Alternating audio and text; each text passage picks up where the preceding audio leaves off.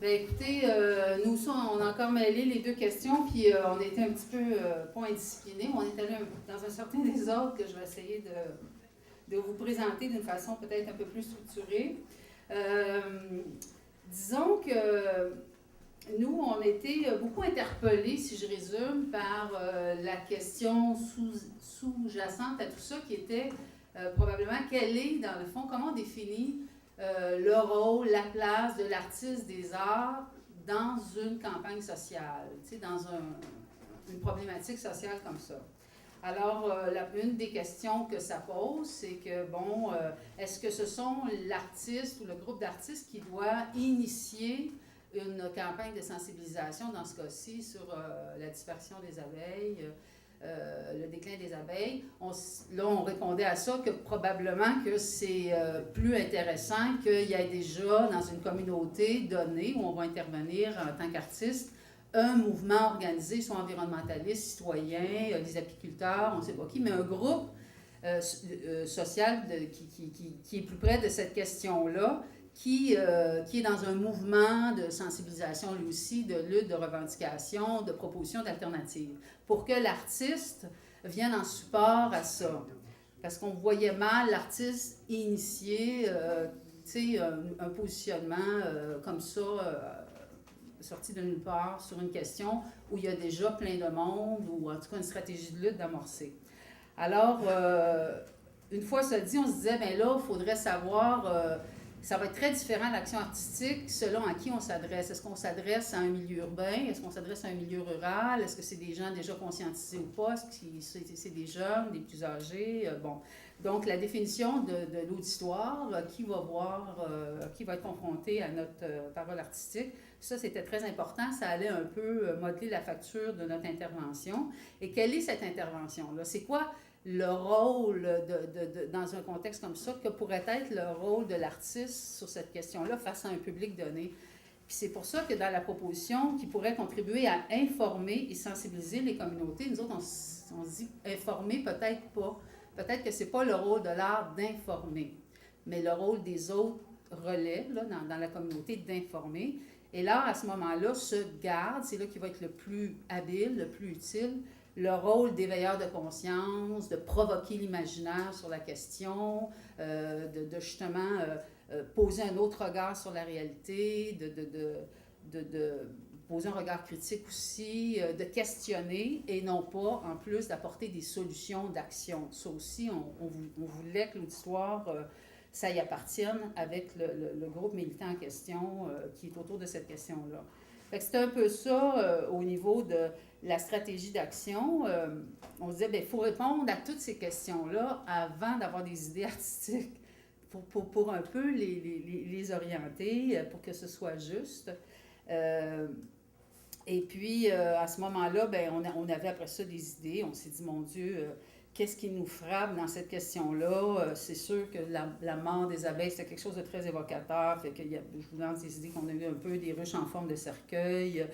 Tout l'aspect futuriste. On trouvait que dans le film, ce qui nous a beaucoup frappé, notre propre imaginaire, on est le premier sujet, l'artiste, on est comme le premier public, mais le fait que l'homme est en train de... On est rendu là, c'est de la science-fiction, c'est de l'absurde. L'homme pollinise lui-même, poirier après poirier, ses propres fleurs. On s'est dit, puis il est en train de se dire, ça serait dans le fun que les abeilles reviennent. On s'est dit, mon Dieu, quel cadre formel intéressant. On est dans des formes déjà futuristes et ça évoquait aussi dans l'imaginaire collectif peut-être des inspirations comme le film des temps modernes de Chaplin. Alors, c'est de se faire conduire là-dedans par ce qui nous allume déjà au niveau d'une sensibilisation.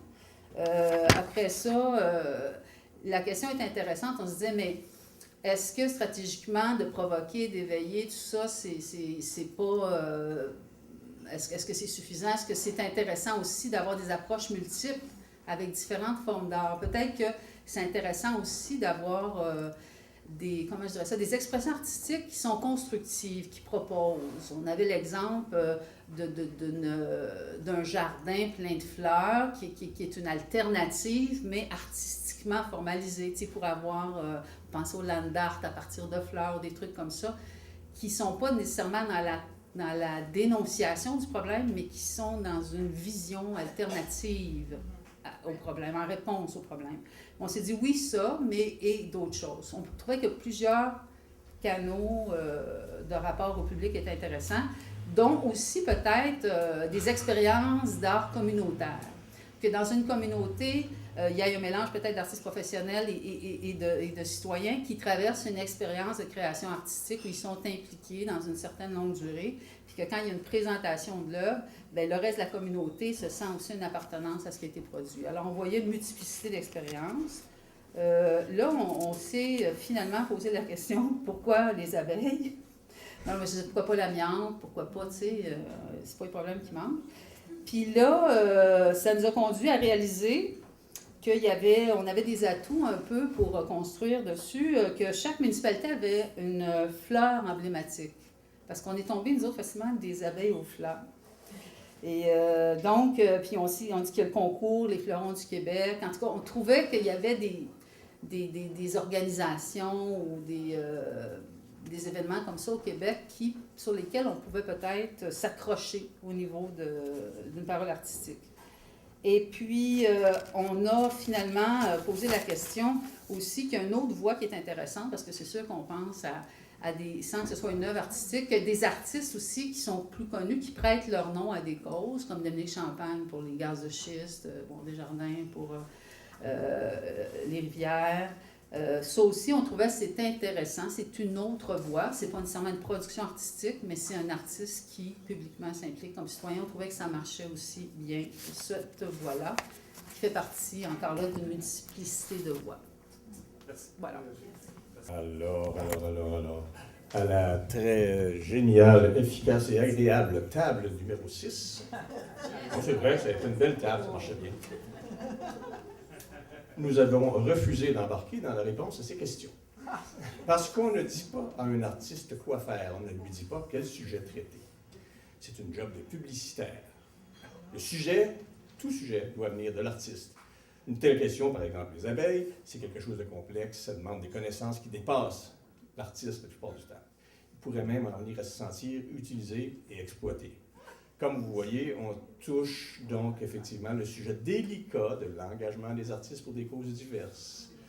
Il y en a même qui voient là un jeu de recherche, de publicité ou de tentative de culpabilisation, ce qui n'enlève rien au sérieux ou à l'urgence de certaines causes, par exemple la disparition des abeilles. Mais le seul fait pour l'artiste d'être présent, d'être là, de travailler, de produire son art dans la société, c'est déjà quelque chose qui modifie la société. Ça lui donne des modèles différents de ceux, par exemple, des scientifiques, des politiques ou des gens d'affaires. Donc, il n'y a pas besoin de cause à défendre ou pour laquelle se battre. L'artiste, de toute façon, je l'ai dit, n'a souvent, la plupart du temps, pas assez de connaissances pour s'y embarquer consciemment. En tant qu'artiste, je peux dénoncer, je peux créer pour dénoncer, mais quelque chose qui me concerne personnellement. L'art est inutile, donc nécessaire. Mais c'est vrai que ces effets peuvent avoir des conséquences, des retombées et être utiles par ricochet. L'engagement, c'est quelque chose qu'on fait dans et par sa vie, dans et par son métier. Massé. Nous, autour de la table, on avait avec nous Jean-Pierre Chapelot, donc on avait la chance d'avoir l'apiculteur. Et la connaissance. Et on était plus des organisateurs que des artistes autour de la table, ce qu'il fallait. Alors, on a appris, grâce à Jean-Pierre, qu'il existe déjà une journée de l'abeille, qui est le 29 mai. Alors, on a commencé tranquillement à imaginer les choses autour de cette journée-là. Une épinglette, des ateliers dans les écoles, une pièce de théâtre. Puis là, à un moment donné, en parlant, on s'est rendu compte que, bien, ici, dans la MRC, on a quand même beaucoup d'apiculteurs. On a une grande entreprise de miel à Wotton. Alors, on n'a fait rien de moins que de nommer Wotton la capitale mondiale de l'abeille. Et puis, donc, à partir de ça, qu'est-ce qu'on a fait? Bon, des artistes pourraient créer une étiquette pour SOS Abeilles qui pourrait être collée sur les pots de miel. Une chanson thème, un slam. On a un grand slammer dans notre région qui pourrait participer si ça il chante. Et voilà, c'est David Gaudreau, je pense, qui a gagné un grand prix. Hein. En tout cas, puis on a dans notre MRC, on a Nina Marceau aussi, alors on passe déjà des contrats avec tous ces artistes-là. Voilà, qu'est-ce que j'oublie? Oui, il y a une artiste autour de la table qui avait une idée de créer des appareils pour polliniser.